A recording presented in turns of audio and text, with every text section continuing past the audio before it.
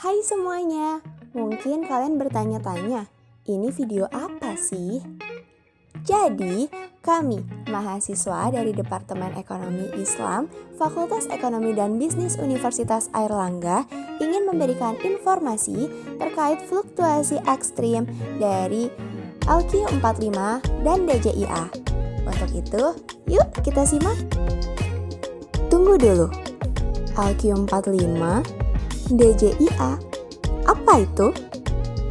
LQ45 atau Indeks LQ45 adalah indeks pasar saham di Bursa Efek Indonesia yang terdiri dari 45 perusahaan yang memenuhi kriteria tertentu, yaitu termasuk dalam 60 perusahaan teratas dengan kapitalisasi pasar tertinggi dalam 12 bulan terakhir. DJIA atau Dow Jones Industrial Average adalah salah satu indeks pasar saham yang didirikan oleh editor The Wall Street Journal dan pendiri Dow Jones and Company Charles Dow. Dow membuat indeks ini sebagai suatu cara untuk mengukur performa komponen industri di pasar saham Amerika. Dalam grafik tersebut dapat kita lihat bahwa terdapat perubahan naik turun atau fluktuasi dari DJIA maupun LQ45 itu sendiri. Titik tertinggi dari LQ45. Titik tertinggi pertama pada bulan April 2009 senilai 20,72 dikarenakan pelemahan mayoritas bursa regional dan Wall Street. Bank Dunia mengatakan pertumbuhan ekonomi negara di Asia turun tajam akibat penurunan permintaan barang ekspor. Serta ekonomi Cina yang diperkirakan tumbuh 6,5% pada 2009 justru turun 13% dibandingkan 2007. Titik tertinggi kedua ialah pada bulan Juli 2009 senilai 15,89 dikarenakan pemilihan umum presiden dan wakil presiden pada 8 Juli 2009. Karena Pilpres berlangsung satu putaran, sehingga terdapat kepastian untuk berinvestasi. Para pelaku pasar pun akan lebih mudah membaca kebijakan-kebijakan yang akan ditetapkan oleh SBY Budiono. Karena SBY merupakan presiden incumbent dan Budiono sudah tidak asing lagi bagi investor karena jabatan terakhirnya ialah Gubernur Bank Indonesia. Titik tertinggi ketiga terjadi pada bulan Maret 2009 senilai 13,68.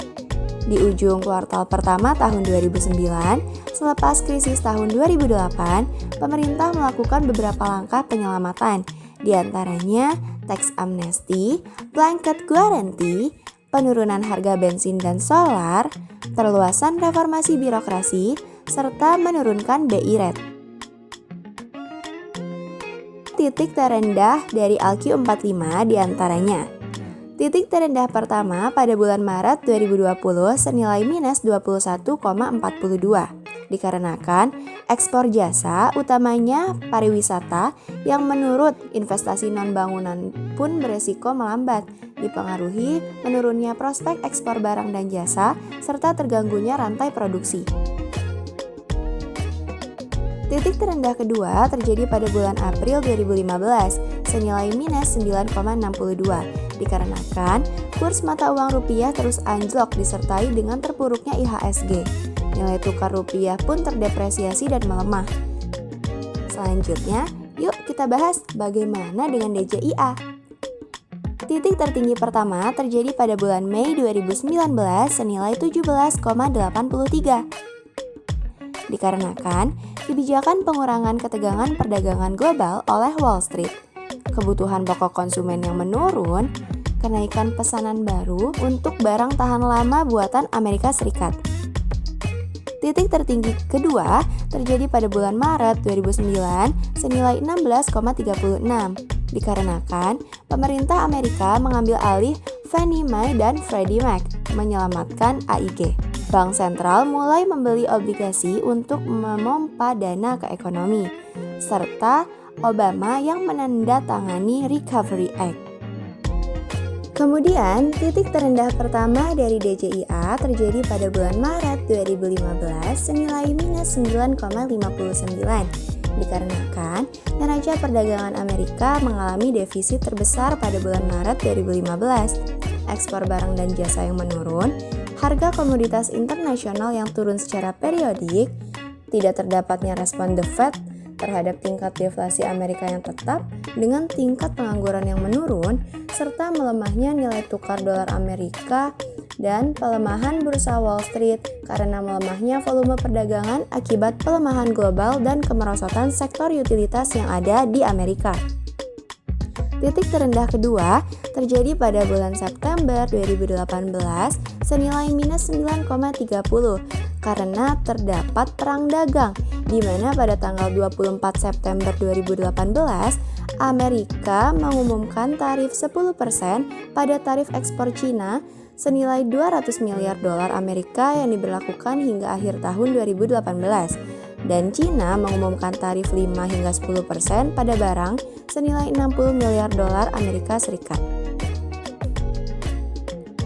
Impor Amerika ke Cina jauh lebih banyak dibandingkan ekspor mereka ke negeri itu. Hal tersebut membuat perusahaan-perusahaan Amerika di Cina mengalami kesulitan untuk meningkatkan ekspor. Dan titik terendah ketiga ialah pada bulan Maret 2019 senilai minus 8,72 dikarenakan perang dagang di mana total nilai impor Cina yang dikenakan tarif oleh Amerika mencapai 550 miliar US dollar. Sementara itu, tarif balasan dari Cina berdampak pada barang impor Amerika yang jumlahnya mencapai 185 miliar US dollar. Sekian informasi yang dapat kami berikan terkait fluktuasi ekstrim LQ45 dan DJIA. Terima kasih sudah menyimak, sampai jumpa lagi.